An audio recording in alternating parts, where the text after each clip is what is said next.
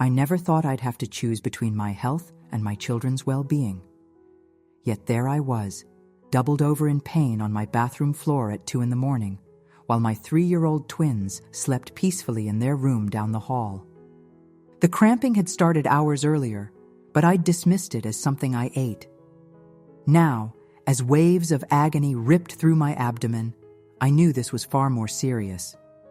With trembling hands, I reached for my phone and called 911, my voice barely a whisper so I wouldn't wake Emma and Ethan.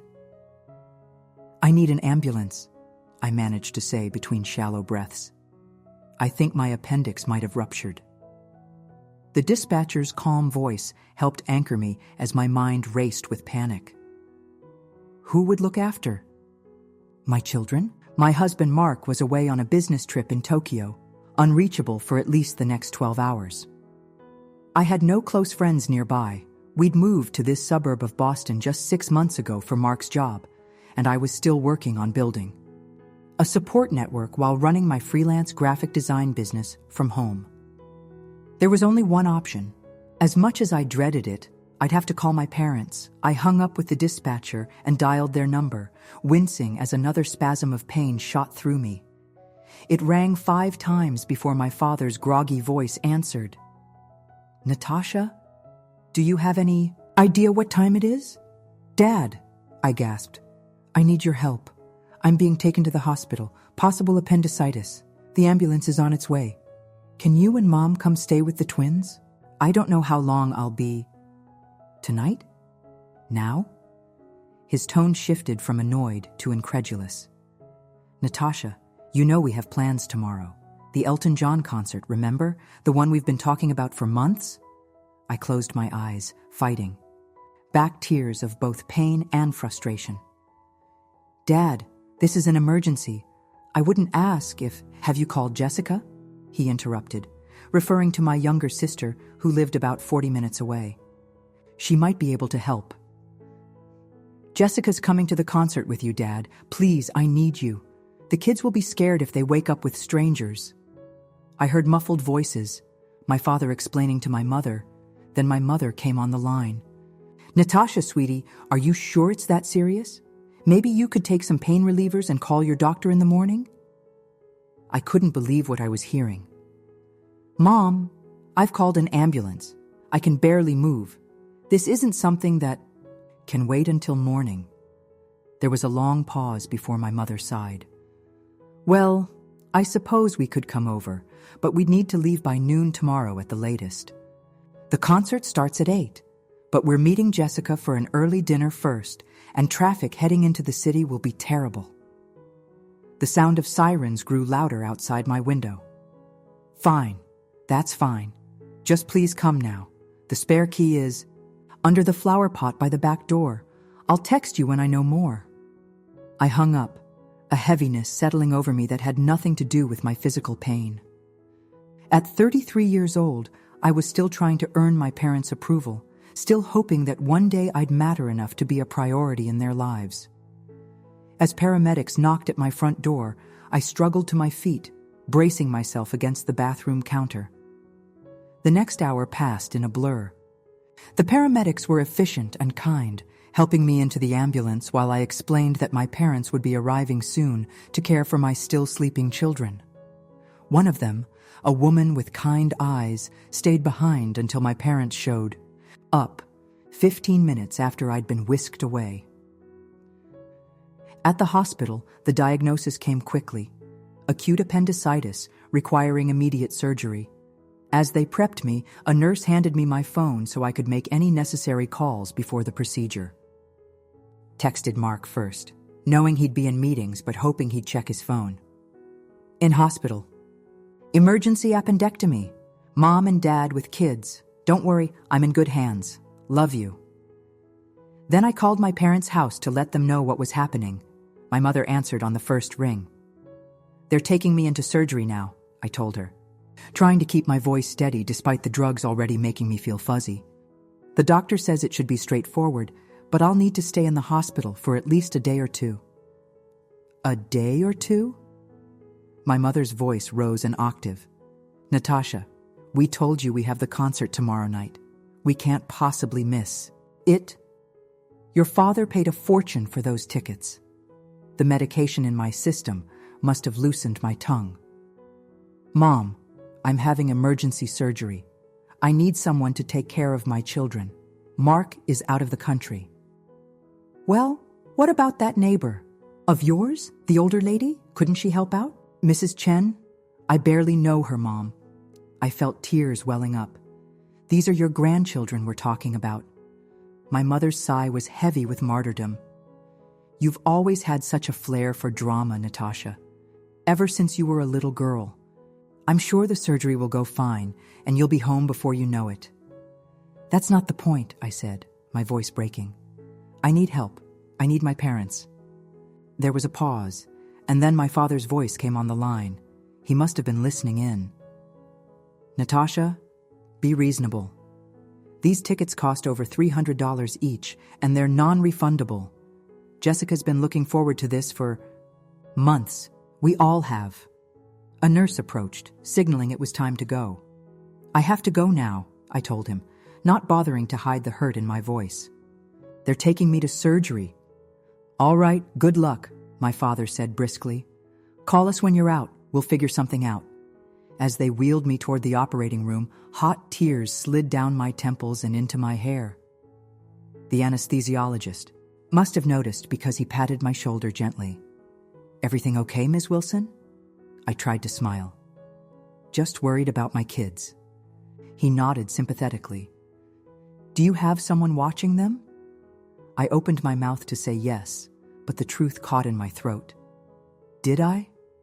Could I really count on my parents to stay with them, or would Emma and Ethan wake up to find themselves with strangers after all?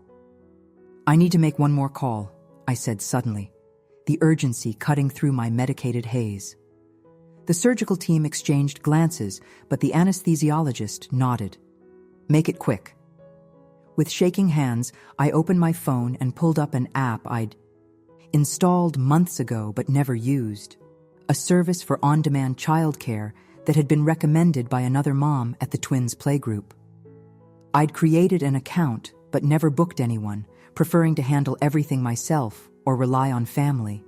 When absolutely necessary, I requested an emergency sitter, typing out the situation as concisely as possible.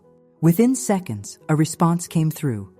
A woman named Clara was available and could be at my house within 30 minutes. She had top ratings and all the necessary background checks. The cost made me wince. It was steep for our budget, but there was no alternative. I confirmed the booking, then texted my mother. I've arranged for a professional sitter to come to the house. Her name is Clara. Please wait until she arrives, then you're free to go home and prepare for your concert. I'll pay you back for the inconvenience. The passive-aggressive tone of my last sentence wasn't lost on me, but at that moment, I couldn't bring myself to care. As they began administering the anesthesia, my last conscious thought was of my children, hoping they wouldn't be too confused or frightened when they woke up. When I came to in the recovery room, the first thing I felt was the dull throbbing pain in my lower right abdomen. The second was a profound sense of abandonment that cut far deeper than any surgeon's scalpel. A nurse noticed I was awake and came over, checking my vitals. Surgery went well, she assured me. The doctor will be by shortly to explain everything, but your appendix was removed successfully. No complications. Thank you, I managed, my throat dry and scratchy. What time is it? Just after 7 a.m. You've been out for about 4 hours. My thoughts immediately went to Emma and Ethan. They'd be waking up soon if they weren't already awake. Would my parents explain where I was? Would they be kind and reassuring, or impatient and distracted by their upcoming plans? Could I have my phone, please? I asked. The nurse hesitated. You really should rest. Please, I insisted. I have 3-year-old twins at home. I need to check on them. Her expression softened. Of course. Let me get your personal belongings. When she brought my phone, I saw several notifications. 2 missed calls from the childcare service, a text from Mark saying he was booking the first flight home, and nothing, absolutely nothing from my parents. I called the child care service first, and a cheerful voice answered. "Good morning, Ms. Wilson. I'm just calling to confirm that Clara arrived at your residence at 2:45 a.m. and was let in by an older couple who identified themselves as your parents." "Yes, that's right," I said, relief washing over me. "Is everything okay?" Clara reports that everything is fine. The children were still sleeping when she arrived, and when they woke up about 30 minutes ago, she explained that you had to go to the doctor but would be home as soon as you could. She says they're currently having breakfast and seem to be handling things well. I closed my eyes, grateful beyond words. "Thank you so much. Could I speak with her?" "Of course. I'll connect you directly to her mobile." A moment later, Clara's warm, confident voice came on the line. "Ms. Wilson, how are you feeling?" "Please call me Natasha," I said. "I'm okay, just groggy. How are the kids really doing?" "They're actually doing quite well," Clara assured me. They were a bit confused at first, but I showed them the ID badge from our service with my picture and explained that I'm like a special helper that mommies and daddies call when they need someone to play with their children. They seemed to accept that. "And my parents?" I couldn't help asking. "Are they still there?" There was a slight pause. "No, they left about 20 minutes after I arrived. They mentioned something about needing their rest for an event later today." Of course they had. Why was I even surprised? The gentleman, your father, I assume, gave me a brief overview of the children's routine and showed me where to find their clothes and favorite toys. He seemed in a hurry. The diplomatic way she phrased it told me everything I needed to know. "I see," I said, swallowing hard. "Thank you for coming on such short notice. My husband is flying back from Japan, but it will be at least another 12 hours before he's home. I'm not sure when I'll be discharged yet." "Please don't worry," Clara said. "I'm happy to stay as long as needed. The children are delightful and we're getting along well. Would you like to speak with them?" "Yes, please," I said, emotion welling up in my throat. I heard rustling, then Clara's voice, gentle and upbeat. "Emma, Ethan, guess who's on the phone? It's your mommy." Mommy. Their voices came through in stereo, bringing fresh tears to my eyes. "Where are you?" "I'm at the hospital, sweethearts," I explained, keeping my voice light. "My tummy was hurting really badly last night, so the doctors had to fix it. But I'm feeling better now, and I'll be home as soon as I can." "We're having pancakes," Ethan announced excitedly. "With blueberry faces," Emma added. "Clara makes them smile at us." Despite everything, I found myself smiling. "That sounds delicious. Are you being good for Clara?" "Yes," they chorused, and I could almost see their enthusiastic nods. "I miss you both so much," I told them. "Mommy loves you to the moon and back." "And to the stars and planets, too," they responded with our familiar refrain. After a bit more chatter, Clara came back on the line. "They seem perfectly content to continue with breakfast now," she said. "Is there anything specific you'd like me to do with them today? They usually have a play date on Wednesdays at the community center, but given the circumstances, maybe just some quiet activities at home would be better." "Of course," Clara agreed. "I brought some art supplies and books that are popular with this age group, if that's okay with you." "That's perfect, thank you." I hesitated, then added, "Has my mother called to check on them?" Another telling pause. "No, not yet." I shouldn't have asked. The answer only confirmed what I already knew, that my children were an afterthought to my parents, just as I had always been. "Please keep your phone handy," I said, changing the subject. "The doctor should be making rounds soon, and I'll have a better idea of when I might be discharged." After hanging up, I lay back against the pillows, exhaustion washing over me that had nothing to do with my surgery. For years, I'd been making excuses for my parents' behavior, telling myself that they showed love in their own way, that they were just from a different generation with different values. I'd been sending them money monthly for the past 5 years, since my father's early retirement had left them struggling with the lifestyle they felt entitled to maintain.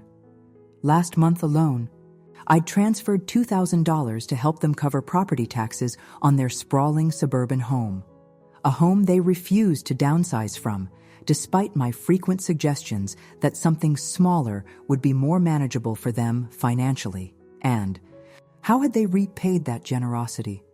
By making it abundantly clear that an Elton John concert mattered more to them than their daughter's emergency surgery and their grandchildren's well-being. Something broke inside me then.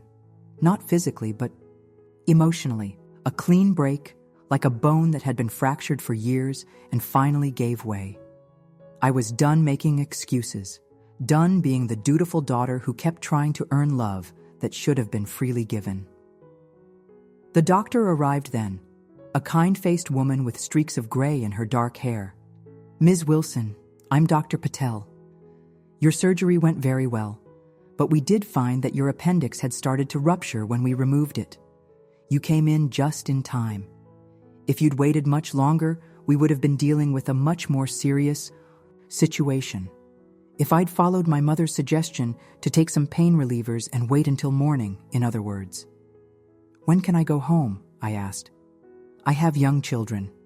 Dr. Patel's expression was sympathetic but firm. "Given the state of your appendix and the risk of infection, I'd like to keep you here for at least 48 hours. You'll need IV antibiotics, and we need to make sure you're able to eat and move around comfortably before discharge." 2 days.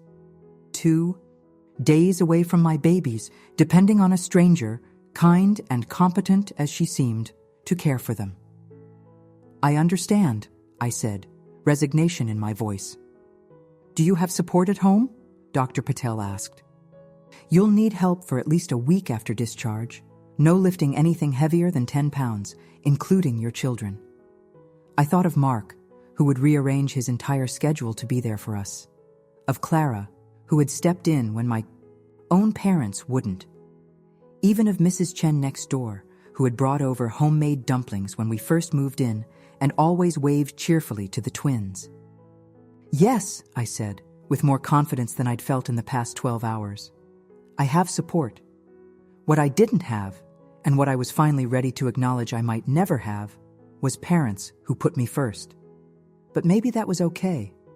Maybe it was time to build my support network from people who showed up when it mattered, not those who were merely connected to me by blood.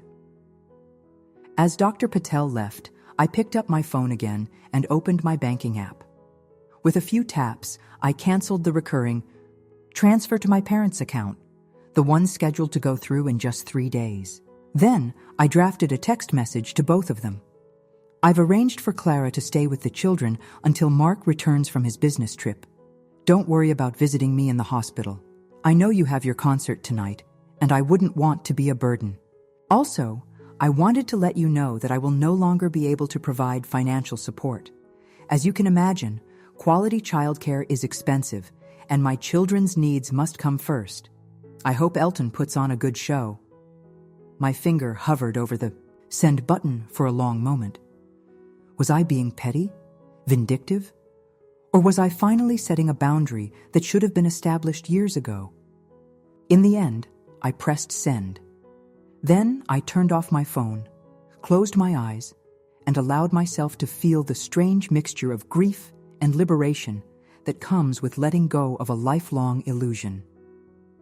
I must have dozed off because I woke to the sound of my hospital room door opening. For a fleeting moment, I thought it might be my parents, having read my message and realized the gravity of their actions. Instead, a different nurse entered, this one older with a no-nonsense demeanor. "Time for your vitals and pain management check, Ms. Wilson," she announced, already reaching for the blood pressure cuff. "How would you rate your pain on a scale of 1 to 10? I considered this, not just physically, but emotionally. "About a 6, I admitted. She nodded, making a note in my chart. "I can give you something for that. Any nausea?" "A little. That's normal after anesthesia. We'll add an anti-nausea medication to your IV." As she worked, I turned my phone back on, bracing myself for whatever response my parents might have sent. There were several new notifications, including a text from Mark saying he'd managed to get on a flight leaving in 2 hours, and another update from Clara with a photo of the twins doing finger painting, their faces alight with concentration. But nothing from my parents. I wasn't sure if I was relieved or even more hurt. Had my message not gone through? Or had they simply decided that I wasn't worth responding to until after their precious concert? The nurse must have noticed my expression. "Bad news?" she asked, her tone softening slightly. I shook my head. "No news," which I guess is its own kind of answer. She patted my hand, an unexpectedly maternal gesture. "Family can be complicated," she said, with the wisdom of someone who had seen countless patients at their most vulnerable. "Sometimes the people who should care the most are the ones who disappoint you the worst." "You sound like you speak from experience," I ventured. She smiled a bit sadly. 30 years as a nurse, 15 years estranged from my own mother. "Yes, you could say that." "Does it get easier?" I asked, surprising myself with the question. "The estrangement, I mean." She considered this, adjusting my IV with practiced hands. "It gets different. There are days when I still pick up the phone to call her before remembering I can't. Holidays can be hard. But then I remember why I made that choice, and I know it was the right one for me." She looked at me directly. "The key is building your own family, not just your husband and children, but friends who become like family, people who choose you every day." Her words resonated deeply. Wasn't that what I had already begun to do? Mark, who had dropped everything to rush home to us. Clara, a stranger who had stepped in with compassion and competence when my own parents wouldn't. Even the community we were slowly building in our new neighborhood. "Thank you," I said, meaning it sincerely. She nodded, her job complete. "Your medication should kick in soon. Try to rest." After she left, I scrolled through my phone, looking at old photos of my parents with the twins. There weren't many. They'd visited only twice since Emma and Ethan were born, despite living just an hour away. In most of the pictures, they looked uncomfortable, holding the babies like fragile foreign objects they weren't quite sure what to do with. Contrasting that was Mark's mother, who had passed away just before we moved. She'd been in almost every milestone photo for the first 2.5 years of the twins' lives, her face radiant with a joy that seemed to emanate from the deepest part of her being. She'd shown up for middle-of-the-night feedings when I was recovering from a difficult C-section, for feverish babies and first steps, for every moment that mattered. That was what grandparenting should look like. That was what parenting should look like. My phone buzzed with a text from my sister, Jessica. "Hey sis, just heard about your surgery from Mom. You okay? Sorry I can't come by today. Big day with the concert and all. Let me know if you need anything tomorrow, though." I stared at the message, feeling a complex mix of emotions. Jessica and I had never been particularly close. She was 5 years younger and had always been my parents' favorite, a fact so obvious that even she acknowledged it sometimes. But there had never been real animosity between us, just a distance that grew wider as we moved into adulthood. I typed out a response, trying to keep it neutral. "Surgery went well, but they're keeping me for 2 days. Don't worry about visiting. Clara is with the kids until Mark gets home tonight." Her reply came quickly. "Clara?" The professional childcare provider I hired when Mom and Dad left in the middle of the night. There was a longer pause before she responded, "They left? They told me they stayed until morning." Of course they had. My parents' relationship with the truth had always been flexible where their own image was concerned. They stayed just long enough to let Clara in, then left. About 20 minutes, according to her. Another pause. Then, "Shit, Natasha, I'm sorry." That's not cool. The simple acknowledgement was unexpected. Jessica usually defended our parents reflexively, making excuses for their behavior, just as I had done for most of my life. I wasn't sure how to respond, so I changed the subject slightly. "Enjoy the concert. Elton's supposed to be amazing live. Thanks. Listen, do you want me to skip it and come help with the kids instead? I could still make it out to your place in an hour or so. The offer seemed genuine, which made it all the more surprising. No, it's okay. Clara's doing great with them, and Mark will be home tonight. You should go to the concert, if you're sure. I'll stop by the hospital tomorrow to see you, though, okay? That would be nice, I replied, and found that I meant it. As the pain medication began to take effect, I found myself thinking about the twisted dynamics of my family. How my parents had always treated Jessica and me differently. Me, the responsible. One who was expected to succeed on my own and then help them. Jessica, the baby who was indulged and protected from consequences. It had created a strange imbalance between us, one that had prevented any real closeness. But maybe, just maybe, my sister wasn't as blind to our parents' faults as I'd always assumed. With that thought, I drifted back to sleep, the physical and emotional exhaustion of the past 12 hours finally catching up to me. I was awakened by the sound of my phone ringing. Groggy from medication and interrupted sleep, I answered without checking the caller ID. Hello? Natasha. My mother's voice was tight with anger. What is the meaning of that text message you sent? I blinked, orienting myself. The wall clock showed it was just past 2 in the afternoon. Which part confused you, Mom? The part where I mentioned you abandoning your grandchildren in the middle of the night, or the part where I said I won't be your personal ATM anymore? Don't. You take that tone with me, young lady. Her voice rose an octave. We did not abandon anyone. We made sure that sitter person was settled before we left. Clara, I said flatly. Her name is Clara, and she confirmed that you and Dad left 20 minutes after she arrived, without so much as asking for her credentials or references. She could have been anyone. Well, you hired her, so we assumed she was trustworthy, my mother sniffed. I hired her from my hospital bed while being prepped for emergency surgery. I didn't exactly have time to conduct interviews. You're being dramatic again. Your father and I are very upset about this financial support business. We've come to rely on that money. I closed my eyes, gathering strength. Yes, I know you have. That's the problem. You've both been perfectly happy to take my hard-earned money for years, but when I needed you, when your grandchildren needed you, you couldn't miss a concert. It wasn't just any concert, Natasha. It was Elton John. Your father has been a fan since college. The absurdity of her defense almost made me laugh. Do you hear yourself? Your priorities are so warped that you genuinely don't see anything wrong with what you did.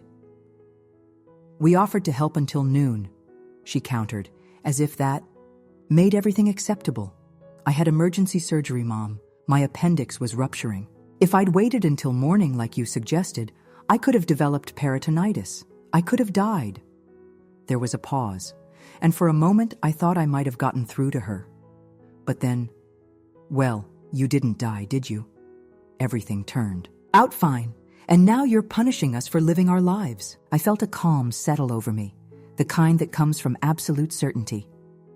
No, Mom, I'm not punishing you. I'm simply recognizing that our relationship has been transactional for a long time. I give, you take, and I'm no longer willing to participate in that dynamic. So that's it? After everything we've done for you, you're just cutting us off?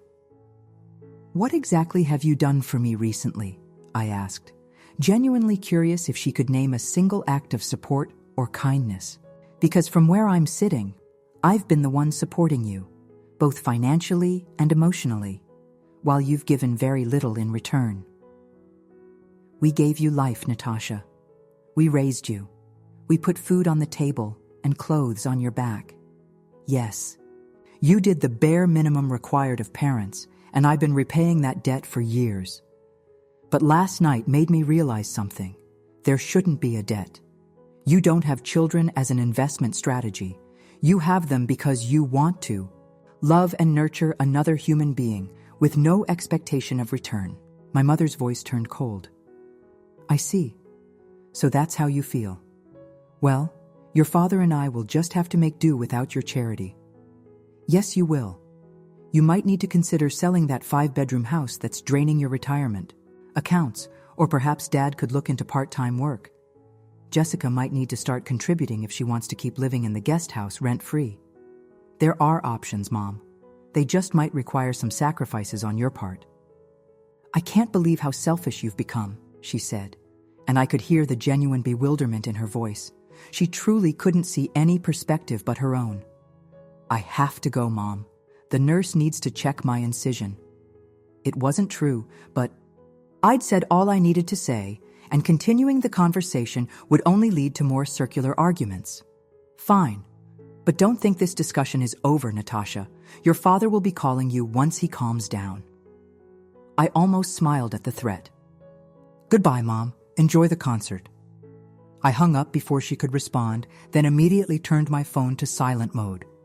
I knew my father's call, when it came, would be more of the same: guilt-tripping, deflection, and refusal to acknowledge any wrongdoing.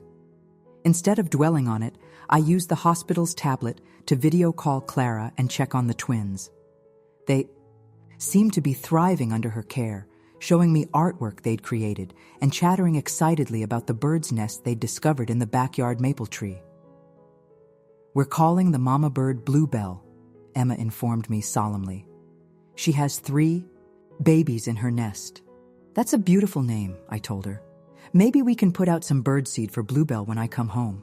When are you coming home, Mommy? Ethan asked, his lower lip jutting out slightly. The day after tomorrow, sweet boy. But guess what? Daddy will be home tonight, and Clara will stay with you until then. This news was met with cheers, which warmed my heart. The twins adored Mark, who, despite his demanding job, was a deeply involved father. Unlike my own father, who had always treated parenting as my mother's domain, Mark was fully present when he was home, playing, teaching, nurturing our children with a natural ease that still amazed me. After ending the call, I found myself reflecting on the different models of family that had shaped my life. There was the family I'd grown up in, appearances-focused, emotionally distant, with love that seemed conditional on compliance. Then there was the family I was building, messy at times, imperfect certainly, but founded on genuine care and mutual support. I'd spent so many years trying to bridge those two worlds, to be the perfect daughter while also creating a healthier family environment for my own children. But maybe those aims were fundamentally incompatible. Maybe I couldn't be both the daughter my parents wanted and the mother my children needed. And if I had to choose, well, that wasn't really a choice at all. My thoughts were interrupted by a knock at the door. A hospital volunteer peeked in, holding a small vase of flowers. Delivery for Natasha Wilson? Surprised, I sat up a bit straighter. That's me. She placed the vase on the bedside table, a cheerful arrangement of daisies and sunflowers, and handed me a small card before leaving. I opened it, expecting perhaps a note from a colleague or one of the few friends I'd managed to make since our move. Instead, I found a message that brought unexpected tears to my eyes. Heard you're in the hospital. The twins mentioned it when I saw them playing in the backyard with their sitter. If you need anything, meals, rides, someone to check on the kids, please don't hesitate to call. That's what neighbors are for. Wishing you a speedy recovery. Helen Chen, Mrs. Chen from next door. A woman I'd exchanged perhaps a dozen sentences with since moving in had shown more concern and kindness than my own parents. The realization was both painful and illuminating. I reached for my phone, intending to send Mrs. Chen a thank you text, and saw that I had several missed calls from my father and a voicemail. Against my better judgment, I listened to it. Natasha, it's your father. His voice was tight with restrained anger. Your mother is very upset. I don't appreciate you speaking to her that way after everything we've done for you. As for this financial business, I think you're making a rash decision while under the influence of medication. We'll discuss it when you're thinking more clearly. In the meantime, I expect an apology for your behavior. Call me back. No mention of my health. No concern for how the surgery had gone. Not even a perfunctory wish for my recovery. Just demands and expectations, as always. I deleted the voicemail without responding, then composed a warm thank you text to Mrs. Chen. As I was sending it, another message came through. This one from Mark. Landed in NYC, connecting flight to Boston in 1 hour. Should be home by 8 p.m. Spoke to Clara. Kids sound great. How are you feeling, love? Do you need me to bring anything to the hospital tonight? His simple consideration brought fresh tears to my eyes. This was what love looked like. Not grand gestures or dramatic declarations, but the quiet constancy of someone who showed up, who asked what you needed, who put your well-being at the center of their concerns. I wrote back, "Just bring yourself. Can't wait to see you. Love you." Then I set my phone aside and closed my eyes, suddenly exhausted by the emotional roller coaster of the day. As I drifted toward sleep, I found myself wondering if the nurse was right, if estrangement would get easier with time, and if the family I chose could fill the void left by the family I was born into. I woke to the gentle pressure of a hand on mine and opened my eyes to find Mark sitting beside my bed, his face etched with concern and jet lag. He looked rumpled and tired, his usually neatly combed dark hair standing up in places, but his smile when he saw me awake was as warm as ever. "Hey you," he said softly, squeezing my hand. "How's my brave girl doing?" The simple endearment, a staple of our relationship since college, brought fresh tears to my eyes. "Better now that you're here," I admitted, my voice scratchy from sleep. He reached for the cup of water on my bedside table and helped me take a sip. "I spoke with your doctor in the hallway. She says you're doing well, all things considered." I nodded. "The surgery went fine. It's everything else that's a mess." Mark's expression darkened slightly. "Clara filled me in on what happened with your parents. I know we've had issues with them before, but leaving in the middle of the night, while you were in emergency surgery, that's a new low, even for them." "I canceled the monthly transfers," I told him, watching his reaction carefully. We'd argued about those payments in the past. Mark felt my parents were taking advantage of me, while I'd defended them out of a misplaced sense of duty. All of them. To my relief, he didn't say, "I told you so," or show any hint of smugness. He simply nodded and said, "I think that's the right decision. Long overdue, but right." "They're furious," I said, finding that I cared about their anger less than I would have expected. "Mom called to berate me earlier. Dad left an angry voicemail demanding an apology." Mark's jaw tightened. "An apology? For what exactly? Being inconveniently ill? Expecting basic human decency from your own parents? For speaking disrespectfully to my mother, apparently, and for making rash decisions while under the influence of medication." He shook his head, a gesture of disbelief I'd seen countless times when discussing my parents. "Unbelievable. Do they even know how the surgery went? Did they ask if you were okay?" "No," I said simply. "But Mrs. Chen from next door sent flowers and offered to help with meals and childcare." Mark looked at the cheerful arrangement on the table. "See? That's how normal people respond when someone is in the hospital. Even relative strangers." I sighed, feeling the weight of decades of disappointment. "I think I'm done, Mark. Not just with the money, but with the whole relationship, at least for now. I can't keep setting myself up for heartbreak every time I need them to behave like actual parents." He nodded, his expression serious but supportive. "I understand, and I'm with you, whatever you decide. But are you sure this is what you want? It's a big step." "I'm not sure it's what I want," I admitted. "But I think it's what I need, for my own sanity, and for the kids, too. I don't want them growing up thinking that kind of conditional love is normal or acceptable." Mark was quiet for a moment, then said, "Do you remember what my mom told us when we were deciding whether to accept that job offer and move to Boston?" I smiled at the memory of Patricia Wilson, whose wise counsel we'd both relied on heavily. She said, "Sometimes the hardest decisions are the ones that set you free." Exactly. He squeezed my hand again. And for what it's worth, I think she'd be proud of you right now. The mention of my mother-in-law, who had been more of a mother, to me, in the 10 years I'd known her than my own mother had been in my entire life, brought both comfort and fresh grief. Her death from breast cancer 8 months ago had left a gaping hole in our lives. I miss her, I whispered. Me too, Mark said, his voice thick with emotion. Every day. But you know what? I see her in you sometimes, in the way you love our kids, in the way you stand up for what's right. She helped shape you, just like you're helping shape Emma and Ethan. His words touched something deep inside me. Perhaps family wasn't just about blood or shared history.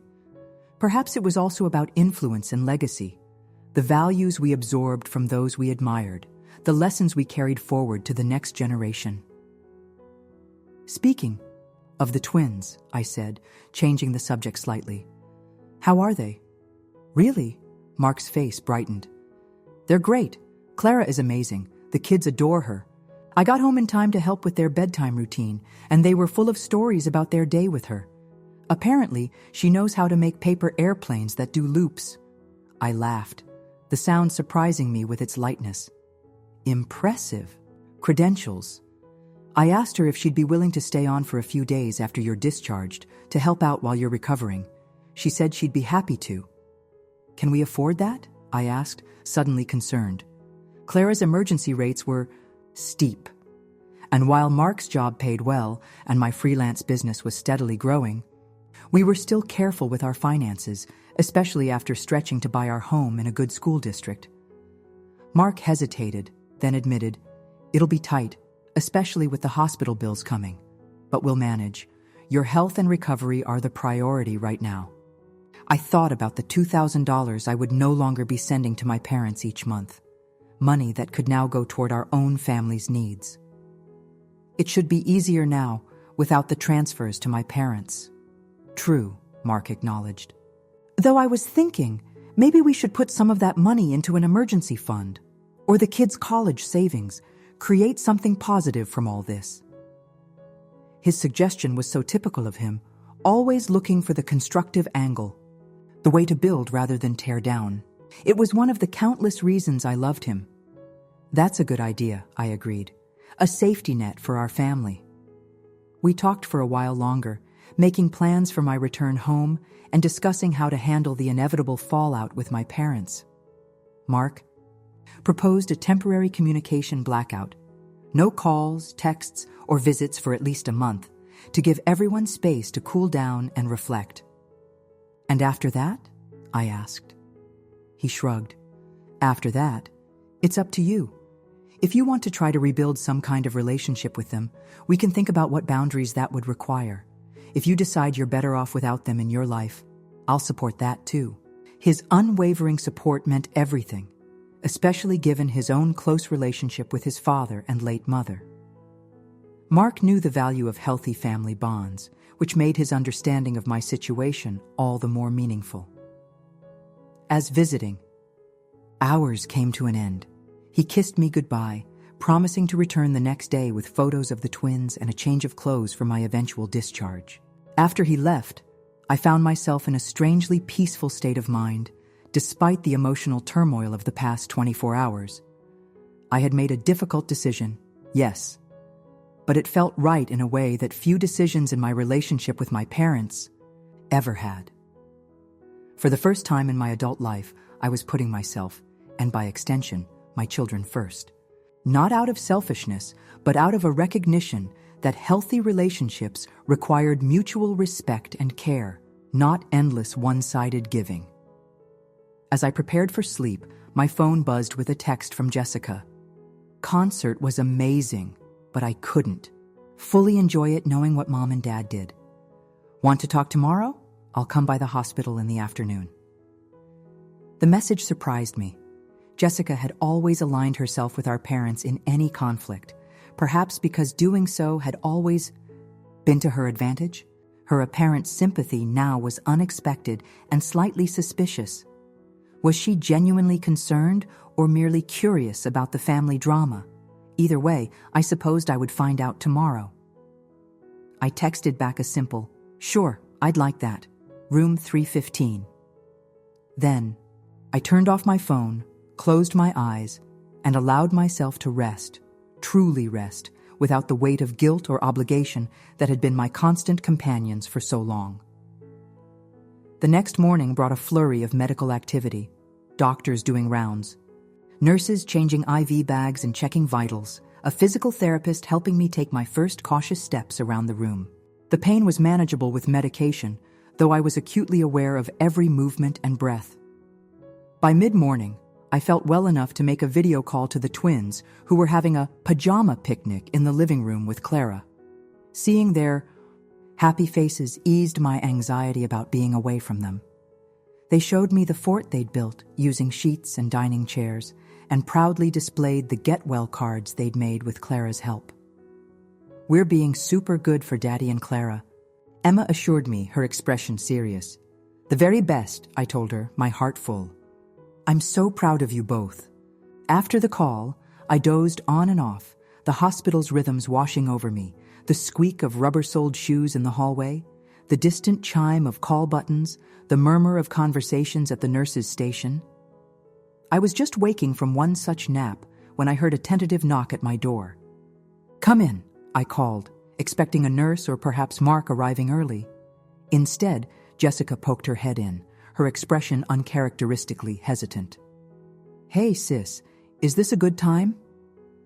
"As good as any," I replied, trying to keep my tone neutral, as I used the bed controls to sit up straighter. "How was the concert?" Jessica entered fully, carrying a small gift bag that she placed on the foot of my bed. "It was great. Elton still has it, even at his age." She paused, then added, "But honestly, I felt weird being there knowing you were here, especially after I heard what really happened with Mom and Dad." I studied my sister, trying to gauge her sincerity. At 28, Jessica still had the same effortless beauty she'd had as a teenager. Long blonde hair, clear blue eyes, perfect skin. She'd always been the pretty one, the social one, the one our mother proudly showed off to her friends. I, with my average looks and bookish tendencies, had been valued primarily for my achievements and practicality. "What did they tell you?" I asked, curious about their version of events. Jessica perched on the edge of the visitor's chair, smoothing her designer jeans. "Initially, they said they stayed with the kids until morning, like I texted you. But after I heard from you, I confronted them at dinner before the concert. Dad admitted they left once the sitter arrived, but he made it sound like that had been the plan all along, like you had arranged for Clara beforehand." I snorted. "Right, because I regularly schedule middle-of-the-night childcare just in case of medical emergencies." "I know," Jessica said, looking genuinely troubled. "It didn't make sense to me either. And the way they kept focusing on how expensive the concert tickets were, as if that justified anything." She trailed off, shaking her head. "Anyway, I wanted to see how you were doing, and to bring you this." She pushed the gift bag toward me. Cautiously, I opened it to find a beautiful journal with a handmade leather cover, along with a set of expensive gel pens. "This is lovely, Jess. Thank you." "I remembered how you used to journal in high school," she said with a small smile. "Thought it might help pass the time in here, or maybe give you a place to sort through everything." The thoughtfulness of the gift was unexpected. Jessica and I had a cordial relationship, but weren't close confidants by any means. Her sudden empathy made me wary. "What's going on, Jess?" I asked directly. "You've never taken my side against Mom and Dad before." She looked down, fiddling with the strap of her designer purse. "I know, and I'm not sure I'm taking your side exactly. It's more like they really crossed a line this time, and I couldn't ignore it." She paused, then added quietly, "Plus, I heard about you cutting off the money. That's got them in a complete panic." Ah, there it was. Of course, Jessica would be concerned about the financial implications. She lived rent-free in our parents' guest house and worked part-time at a boutique that barely covered her car payments and shopping habits. "I'm not going back on that decision," I said firmly. Not after this. I'm not asking you to, Jessica surprised me by saying. Actually, I think it might be good for them. For all of us, maybe. My eyebrows rose. What do you mean? She sighed, looking more mature than I could remember seeing her. Natasha, I know I've been the spoiled one. The favorite. I'm not blind to it, even if I've never complained. But the way they treat you, it's not right. It never has been. And I've been complicit in it because it benefited me. I was speechless. This level of self-awareness from Jessica was completely unexpected. Mom called me this morning, she continued. She was ranting about how ungrateful you are, how you've abandoned them, how they don't know how they'll manage without your money. And suddenly I just thought, why is their financial security Natasha's responsibility? Dad took early retirement by choice. They refused to downsize that ridiculous house. Mom gets her hair done weekly at the most expensive salon in town. Why should you be footing the bill for all that? I couldn't hide my shock. Who are you, and what have you done with my sister? She laughed, a genuine sound that reminded me of when we were girls, before the competition and distance had grown between us. I know, right? Maybe I'm finally growing up, or maybe seeing how they treated you in a literal life-or-death situation was the wake-up call I needed. So what now? I asked, still cautious but increasingly convinced of her sincerity. Jessica's expression turned serious again. I don't know exactly, but I told Mom I agreed with your decision to stop the payments. She hung up on me. Welcome to my world, I said dryly. Yeah, well, it wasn't fun, but it felt right. She hesitated, then asked, Are you really cutting them off completely? Not just financially, but everything? I considered the question carefully. For now, yes. I need some time and space to process everything, to figure out what kind of relationship, if any, I want with them going forward. Jessica nodded slowly. I get that, and I want you to know. Whatever you decide, I respect it. This isn't me trying to play peacemaker or get you to change your mind. I just wanted to check on you and to say I'm sorry. For what?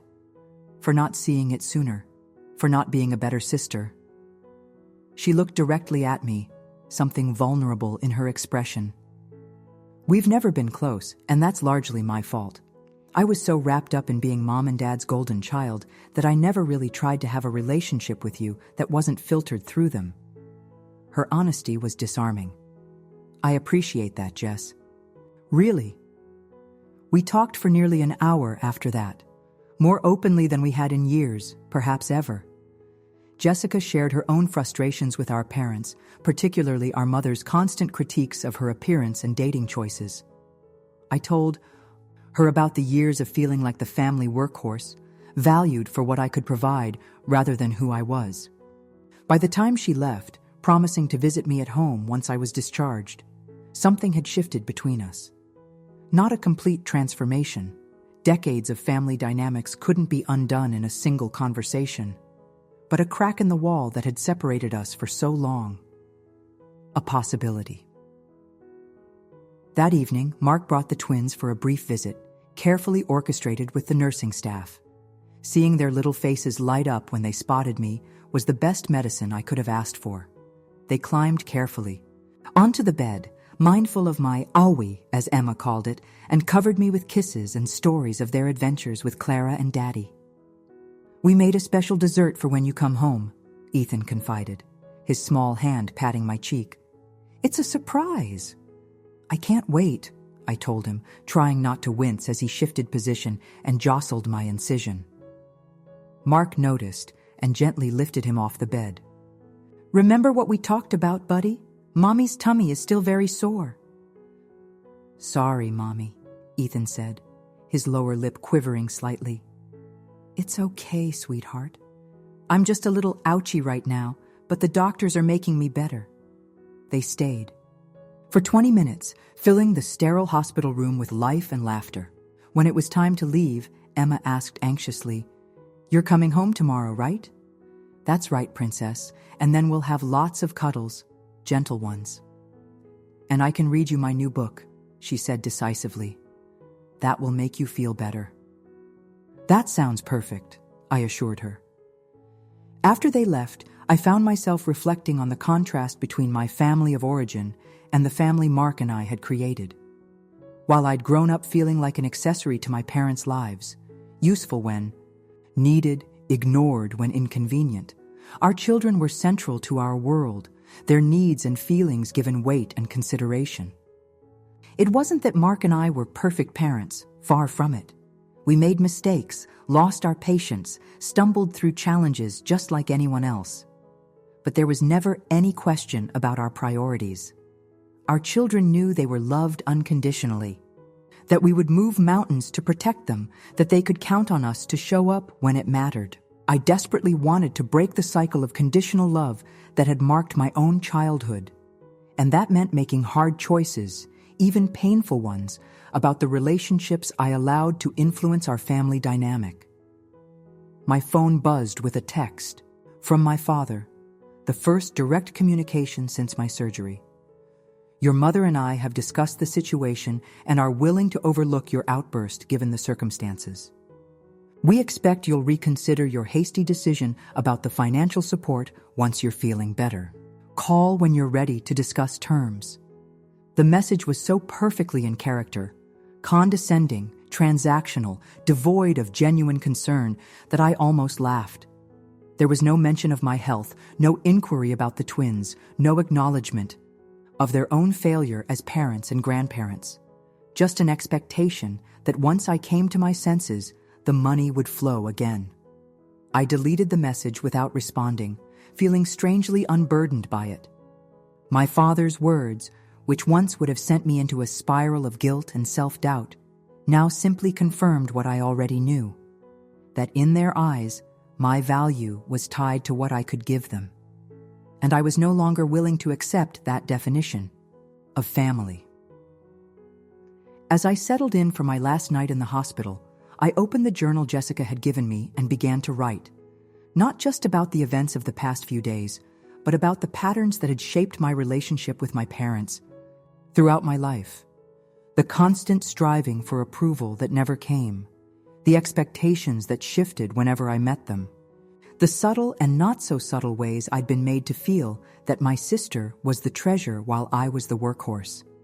Writing it all out was cathartic, bringing clarity to emotions I'd suppressed for years. By the time I fell asleep, my mind felt clearer than it had in months, perhaps years. I had made my decision, and I was at peace with it. The next morning brought my discharge from the hospital.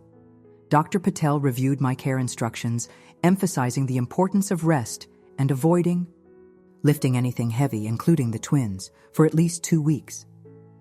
Your body has been through a significant trauma, she reminded me. Give it time to heal properly. Mark arrived to take me home, armed with comfortable clothes and a pillow for the car ride. As we drove through the bright spring morning, I felt a mixture of relief at leaving the hospital and anxiety about the challenges of recovery with 2 active 3-year-olds at home. Clara has everything under control, Mark assured me, reading my thoughts as he often did. She'll be with us for the next week, and I've arranged to work from home for most of that time. You just focus on healing. What about your Tokyo clients? I asked, knowing how important the recent business trip had been. He smiled, keeping his eyes on the road. Turns out they're human beings with families too. When I explained the situation, they were completely understanding about rescheduling our follow-up meetings to video calls. I reached over to squeeze his hand, grateful beyond words for his unwavering support. When we pulled into our driveway, I was surprised to see Mrs. Chen weeding her front garden. She looked up as we parked and immediately set aside her gardening tools, coming over to meet us. Natasha, welcome home, she said warmly. How are you feeling? Better, thank you, I replied, touched by her concern. And thank you so much for the beautiful flowers. They really brightened up my hospital room. She waved away my thanks. It was nothing. Listen, I've made some soup, my mother's recipe. Very good for healing. I'll bring it over later, if that's all right. That would be wonderful, Mark answered for both of us. We appreciate it. As we made our way inside, I marveled at the kindness of this neighbor I barely knew.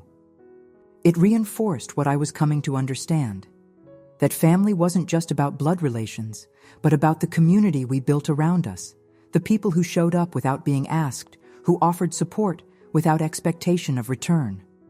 The house was suspiciously quiet when we entered, but as Mark helped me settle onto the living room couch, I heard the patter of small feet from upstairs, followed by Clara's gentle, "Remember, walk slowly." Moments later, the twins appeared in the doorway, their faces solemn with the importance of the occasion. Each carried a handmade card, and Emma clutched a slightly wilted bunch of dandelions, clearly picked from the backyard. "Welcome home, Mommy," they chorused, approaching cautiously as Clara had evidently instructed. "We made you cards," Ethan said, proudly presenting his creation, a riot of colors and glitter that vaguely resembled a person in a bed. "And I picked you flowers," Emma added, offering the dandelions with all the ceremony of a royal gift. I accepted both with appropriate reverence, inviting them to sit beside me carefully on the couch so we could look at the cards together. As they nestled against me, mindful of my owie, a profound sense of rightness washed over me. This was what mattered. These small people who loved without calculation, who gave without expectation, who found joy in simple things like dandelions and glitter. Clara appeared in the doorway, watching the scene with an approving smile. She was younger than I'd expected, perhaps in her early 30s, with a practical ponytail and kind eyes behind fashionable glasses. "The house is all tidy," she informed us. "Laundry's done, fridge is stocked, and I've prepared several meals that can be easily reheated." "You're a lifesaver," I told her sincerely. "I don't know what we would have done without you." She shrugged, clearly uncomfortable with the praise. "Just doing my job. Now, I've set up a little craft activity for the twins in the kitchen. Would it be okay if I took them in there while you get settled?" I nodded gratefully, and she efficiently shepherded the children away, leaving Mark and me alone in the suddenly quiet living room. "She really is amazing," I commented. "The kids adore her." Mark sat beside me, careful not to jostle the couch. "She's been great. I've been thinking, maybe we should consider having her come regularly, even after you're recovered. Not full-time, but perhaps 1 or 2 afternoons a week? It would give you some time to focus on your design work without interruptions." The suggestion was tempting. I'd been struggling to balance my growing freelance business with full-time parenting, often working late into the night after the twins were in bed. Having dedicated, uninterrupted work time would make a huge difference. Could we afford it? I asked again, the practical concern impossible to ignore. Mark gave me a pointed look. "With the money that's no longer going to your parents?" "Definitely." I leaned back against the cushions, considering it. It would be nice to have regular childcare, and the kids clearly like her. "Think about it," he suggested. "No rush to decide. Now." We sat in comfortable silence for a few minutes, the sounds of the twins' laughter drifting in from the kitchen. Then Mark said quietly, "Your parents called the house phone this morning before I left to pick you up." I tensed. "What did they want?" "To know when you were being discharged. They said they wanted to visit." "And you told them?" "That you were on doctor's orders to rest and minimize stress, so visitors weren't a good idea right now." His tone was matter-of-fact, but I could see the protective anger simmering beneath the surface. "I said you'd reach out when you felt up to it." I squeezed his hand gratefully. "Thank you." "They weren't happy," he added. "Your father said some things I won't repeat, and your mother accused me of turning you against them." I sighed. Typical. They never take responsibility for their own actions. "No," Mark agreed, "but that's their problem, not ours. Your job now is to focus on healing, physically and emotionally." The next several days fell into a gentle rhythm of rest, quiet activities with the twins, and long conversations with Mark. In the evenings after they were in bed, Clara's presence was a godsend, allowing me to nap when needed and ensuring the household ran smoothly despite my limited mobility. Mrs. Chen's soup, a fragrant chicken and ginger concoction, became a staple of my recovery diet, as she brought fresh batches every other day, often staying for a cup of tea and gradually sharing more of her own story. She was a widow, I learned, her husband having passed away 5 years earlier. Her children and grandchildren lived on the West Coast, visiting a few times a year, but too far for regular contact. "It gets lonely sometimes," she admitted during one of our afternoon chats. "That's why I'm perhaps too interested in my neighbors' lives." "I don't think you're too interested at all," I assured her. "Your kindness has meant more than you know." My parents, true to form, didn't respect the boundaries we'd set. 3 days after my return home, they showed up unannounced at our front door, forcing Mark to intercept them on the porch.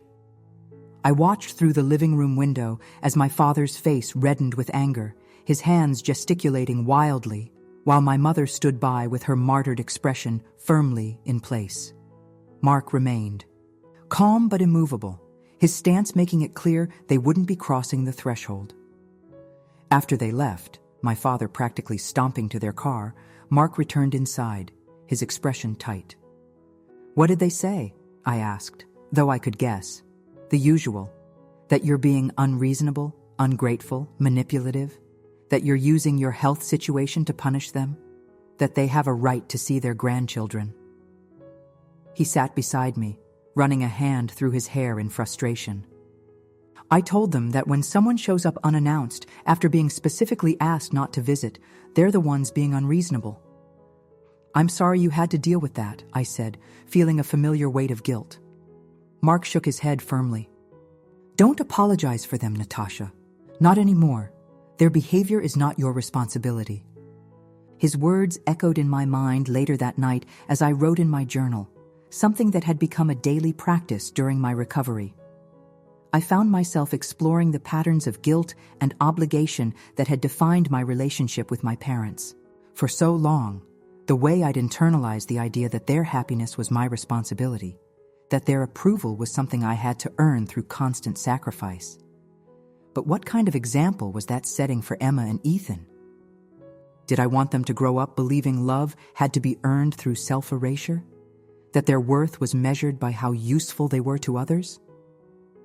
The answer was a resounding no. I wanted my children to know they were valued for simply being themselves, that they were loved without condition or expectation.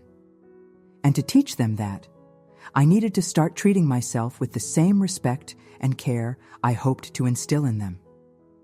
2 weeks after my surgery, I was healing well physically, gradually resuming normal activities, though still mindful of Dr. Patel's restrictions. Clara had scaled back her hours but was coming 3 afternoons a week, giving me time to catch up on work projects that had been on hold during my recovery.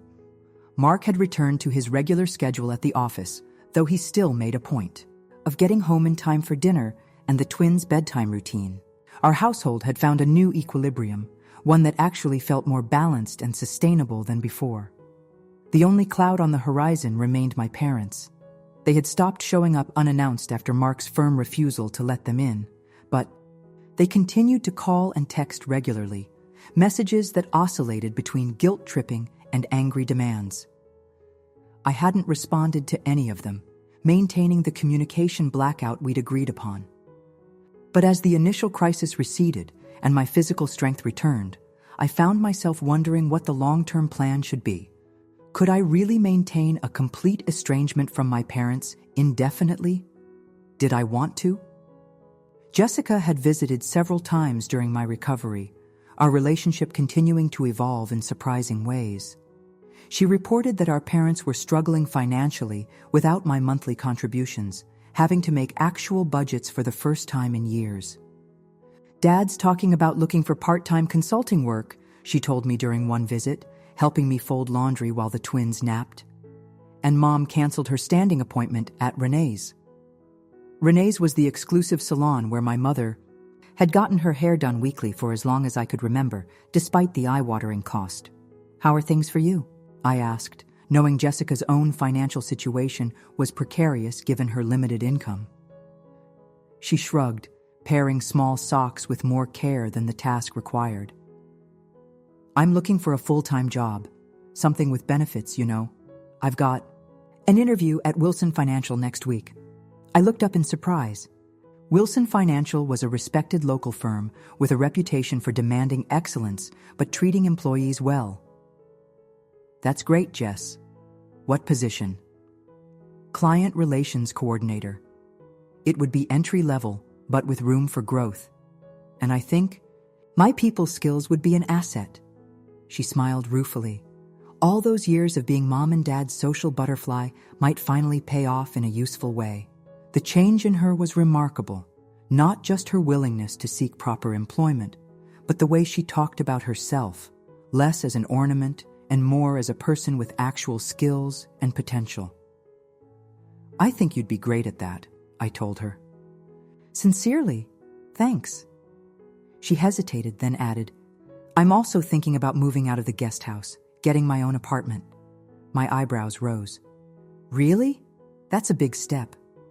I know, but I think it's time. Being so dependent on mom and dad. It's not healthy. I see that now. She glanced at me. I've been thinking a lot about what you said in the hospital, about how there shouldn't be a debt between parents and children. You were right. Her words warmed me, not just because they validated my own perspective, but because they signaled genuine growth on her part. Have you told them about your plans? I asked. She nodded. Mom cried, said I was abandoning them just like you had. Dad just got quiet, which is always scarier than when he yells. I'm sorry. I know how hard they can be to deal with. Jessica folded the last onesie and placed it on the stack. Don't be sorry. It's not your fault. Actually, I wanted to thank you. Seeing you set boundaries with them gave me permission to do the same. It's like you broke the spell or something. I hadn't thought of it that way before, but her words resonated. There had been a kind of spell over our family, a collective agreement to pretend that our parents' behavior was normal, that their demands were reasonable, that their manipulation was love.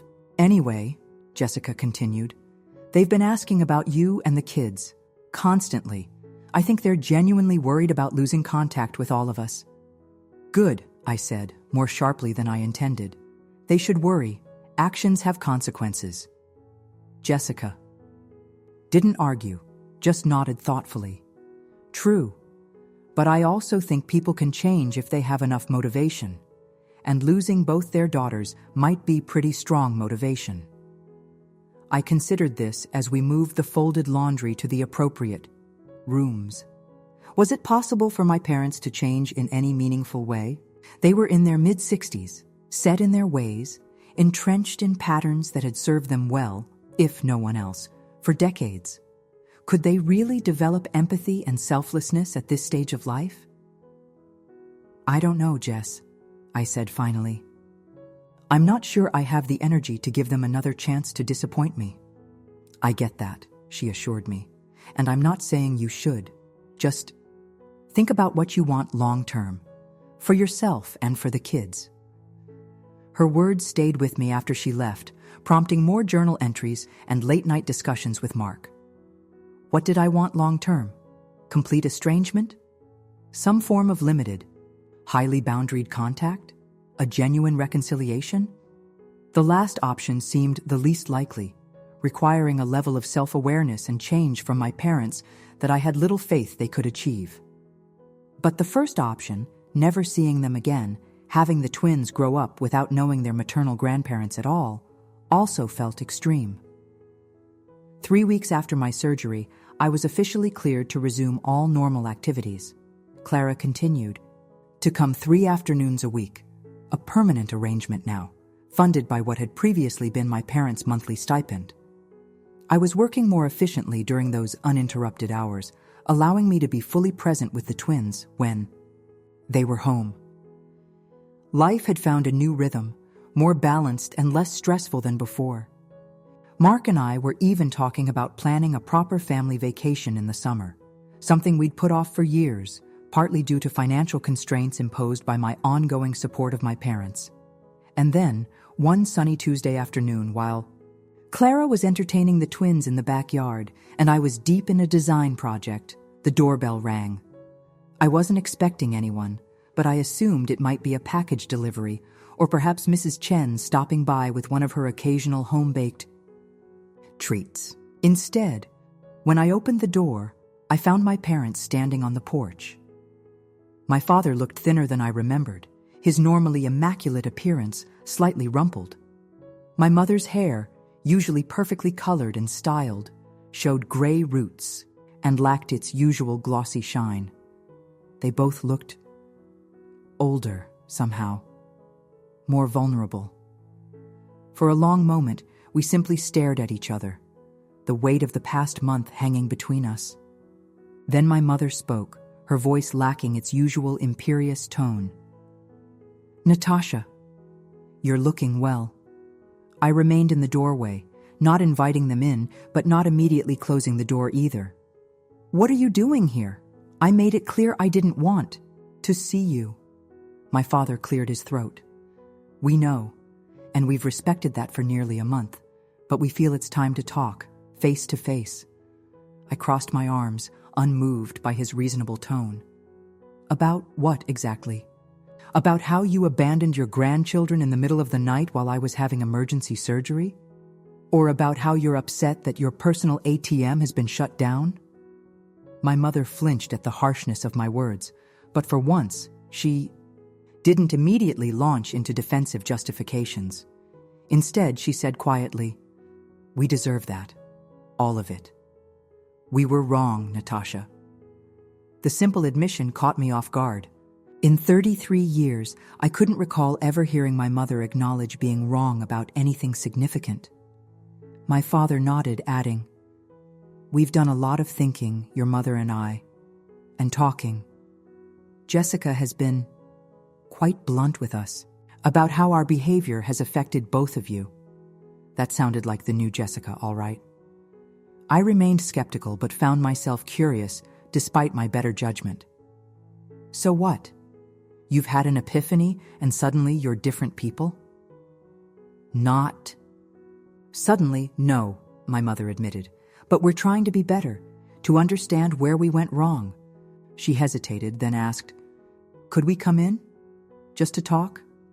We won't stay long." I considered closing the door in their faces. Part of me wanted them to feel even a fraction of the rejection I'd felt that night in the hospital. But another part, the part that still hoped for healing despite everything, made me step aside. 30 minutes, I said firmly. "The twins are in the backyard with Clara, and I want to keep it that way for now." They nodded, accepting this condition without argument, another surprising change. I led them to the living room, gesturing for them to sit on the couch while I took the armchair opposite, maintaining both physical and emotional distance. "So, talk," I said, making no effort to soften my tone or make them comfortable. My parents exchanged glances, seeming to have a silent conversation about who should begin. Finally, my father spoke. "First, I want to say that we're sorry, truly sorry. Our behavior that night was inexcusable. You needed us, and we let you down. Let the kids down, too." He ran a hand over his face, looking more haggard than I'd ever seen him. "There's no justification for it. None." "We've been selfish," my mother added, her voice thick with what seemed like genuine emotion. "For a long time, not just that night. Taking your financial support without really acknowledging the sacrifice it represented for you and your family, treating you like you owed us rather than appreciating your generosity." I listened without commenting, still wary of what felt like too dramatic a transformation to be entirely genuine. "The past month has been difficult," my father continued. "Not just financially, though that's been an adjustment, but emotionally. The thought of losing you and the twins from our lives." He trailed off, clearing his throat against what sounded, suspiciously, like a sob. My mother reached for his hand, squeezing it before turning back to me. "We've been seeing a therapist, Natasha, both together and individually. This was perhaps the most shocking revelation yet. My parents had always scorned therapy as something for weak people who can't handle life's normal challenges.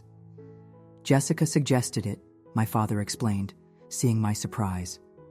Quite forcefully, in fact, said if we wanted any chance of salvaging our relationship with either of you, we needed professional help to understand our, what did she call it? Our toxic patterns, my mother supplied, the phrase sounding foreign in her mouth. I couldn't help a small, incredulous laugh. And you agreed? Just like that? Not just like that, no, my father admitted. There was a lot of resistance at first, a lot of defensiveness, but Jessica made it clear that her relationship with us was also at stake, and losing both of our daughters was unthinkable. So this is about fear of loss, I noted, still skeptical. Not actual remorse or understanding. It started that way, my mother acknowledged with surprising candor. But the therapy has been illuminating. Painful, but illuminating.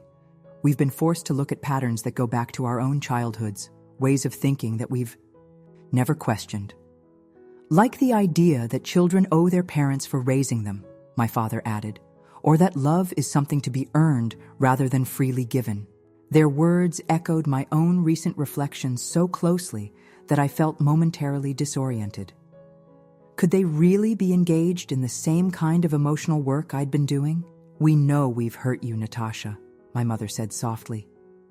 Not just that, night, but throughout your life, making you feel like you were only valuable for what you could provide, treating Jessica differently, putting that wedge between you two.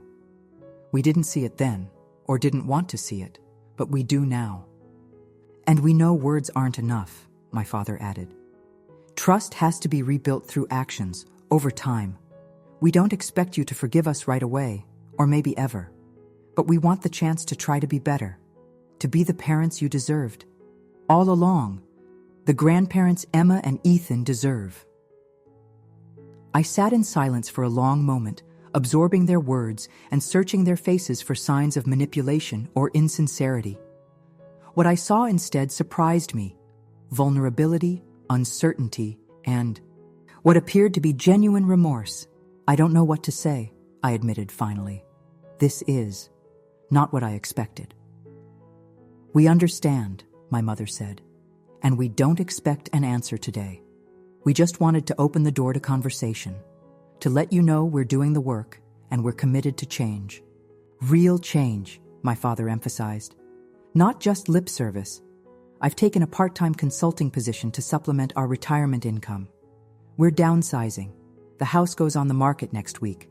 We're learning to live within our means without depending on you financially.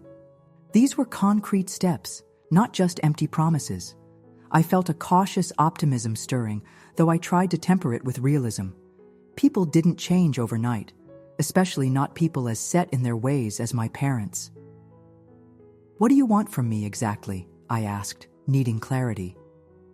They exchanged glances again before my mother answered. We'd like the opportunity to rebuild our relationship on new terms, your terms. Whatever boundaries you need, we'll respect them. We'd also like to see the children again, when you're comfortable with that, my father added. We've missed them terribly. I thought about Emma and Ethan, playing happily in the backyard, unaware of the complex emotional dynamics unfolding inside. They had asked about their grandparents occasionally over the past month, but hadn't seemed particularly disturbed by their absence. A sad commentary on how little presence my parents had had in their lives even before the rupture. I need time to think about this, I said finally, and to talk it over with Mark. Any decision about rebuilding contact will be made together as a family. Of course, my father agreed quickly. That's completely reasonable. My mother hesitated, then added, There's one more thing, Natasha. Something specific we wanted to apologize for. I raised an eyebrow, waiting. The money, she said. We've come to realize how inappropriate it was for us to depend on you financially while maintaining the lifestyle we wanted. It placed an unfair burden on you and Mark, and likely delayed things you wanted for your own family. Like that vacation you always talked about taking the kids on, my father added. The fact that they remembered that detail, something I'd mentioned in passing during a phone call months ago, caught me by surprise. We want you to know that we don't expect that support to resume, my mother continued. Ever. We're making the necessary changes to live within our means. I nodded, acknowledging their words without making any promises. Thank you for saying that. It means something to hear you acknowledge it. We talked for a few minutes more. Awkward. Halting conversation that skirted the deeper issues while maintaining a tentative civility.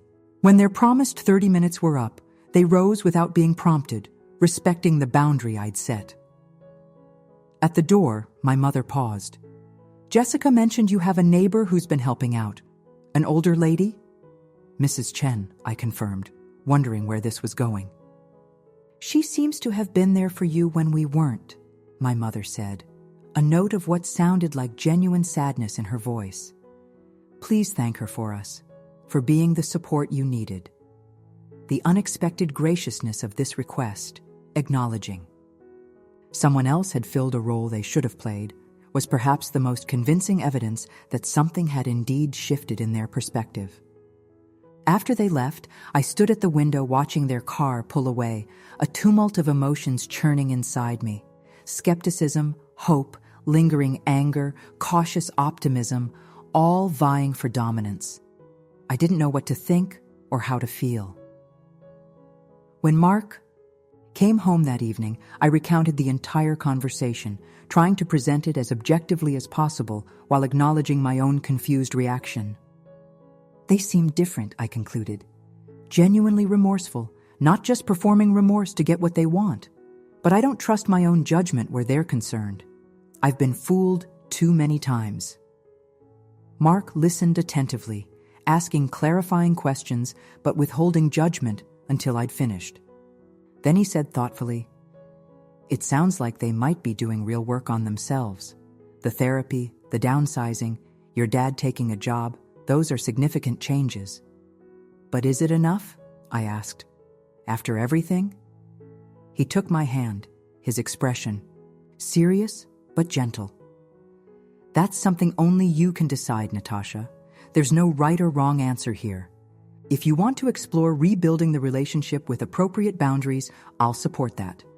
If you decide you're better off maintaining distance, I'll support that too." His unwavering respect for my autonomy in this decision touched me deeply.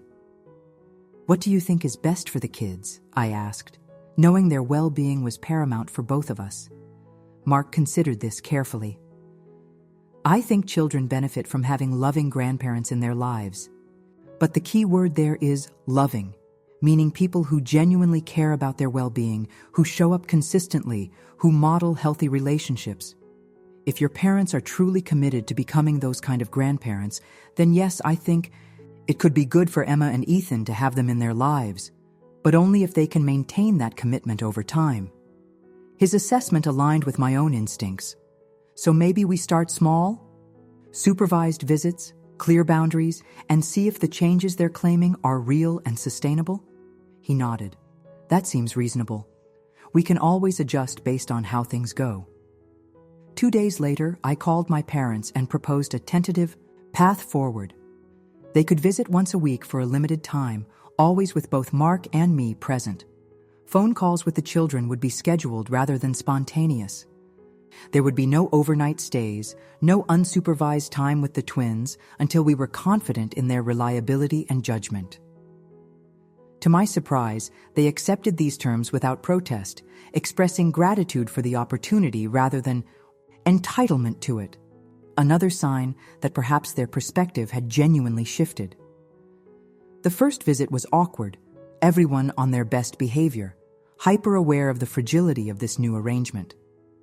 The twins were initially shy, having not seen their grandparents in over a month, but gradually warmed up as my father engaged them with a new picture book he'd brought, and my mother admired their artwork with genuine interest. I watched carefully. Throughout the visit, alert for any signs of the old patterns, the subtle dismissiveness, the self-centeredness, the emotional manipulation.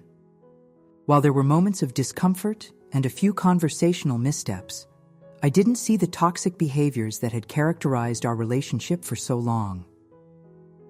In the weeks that followed, we maintained the scheduled visits, gradually relaxing some of the stricter boundaries as my parents continued to demonstrate commitment to change. My mother asked thoughtful questions about the children's development and preferences, remembering details from week to week in a way she never had before. My father showed up with small, age-appropriate gifts that demonstrated actual thought about what Emma and Ethan might enjoy, rather than the generic toys he'd previously selected. They never mentioned money, never complained about their more modest lifestyle, never attempted to guilt me about the changes they'd had to make. Instead, they shared stories from their therapy sessions, insights they'd gained about their own upbringings, apologies for specific instances of hurtful behavior they'd recognized in retrospect. It wasn't perfect. There were still moments of tension, instances where old habits resurfaced and had to be addressed. But there was also genuine effort, consistent effort, to forge a healthier relationship. Jessica, too, continued her evolution, securing the job at Wilson Financial and moving into a small but charming apartment of her own. We began having regular sister lunches, building a relationship based on mutual respect rather than competition or shared family dysfunction. 6 months after my appendectomy, the crisis that had catalyzed so much change, Mark and I took the twins on their first real vacation. A week at a beachside resort with swimming pools, kid-friendly activities, and endless opportunities for sandcastle building. We sent my parents photos throughout the trip, sharing the joy without obligation or expectation. On our last evening there, as Mark and I sat on our balcony watching the sunset while the twins napped inside, exhausted from a day of swimming, I found myself reflecting on the journey of the past half year. I never would have imagined we'd be here, I admitted, gesturing both to our literal surroundings and the metaphorical place we'd reached. I thought the break with my parents would be permanent. Mark smiled, reaching for my hand. Family is complicated. Sometimes the hardest breaks lead to the most meaningful healing. Do you think they've really changed? I asked, the question that had lingered in the back of my mind through all the progress and positive steps. He considered this thoughtfully. I think they're genuinely trying to change, which is itself a significant shift. Whether they can maintain it long-term, only time will tell. But the fact that they're putting in the work consistently for months now, that means something. I nodded, watching the golden light play across the waves. It does. And even if they slip back into old patterns eventually, I think I'm in a different place now. I can set boundaries without guilt. I know my worth isn't tied to their approval. I've broken that spell, as Jessica would say. You have, Mark agreed, and that's the real victory here, regardless of how things evolve with them. He was right, I realized. The most profound change wasn't in my parents, but in me, in my willingness to value myself, to protect my peace and my family's well-being, to accept love only when it came without conditions or expectations. As the sun dipped below the horizon, painting the sky in shades of pink and gold, I felt a sense of completion, of having come full circle. The emergency that had begun this journey had been physically painful, but emotionally liberating, forcing me to confront patterns I'd accepted for far too long. Whether my parents' transformation proved lasting or temporary, I had found my own voice, my own strength, my own definition of family. And that, I knew with absolute certainty, was something I would never lose again.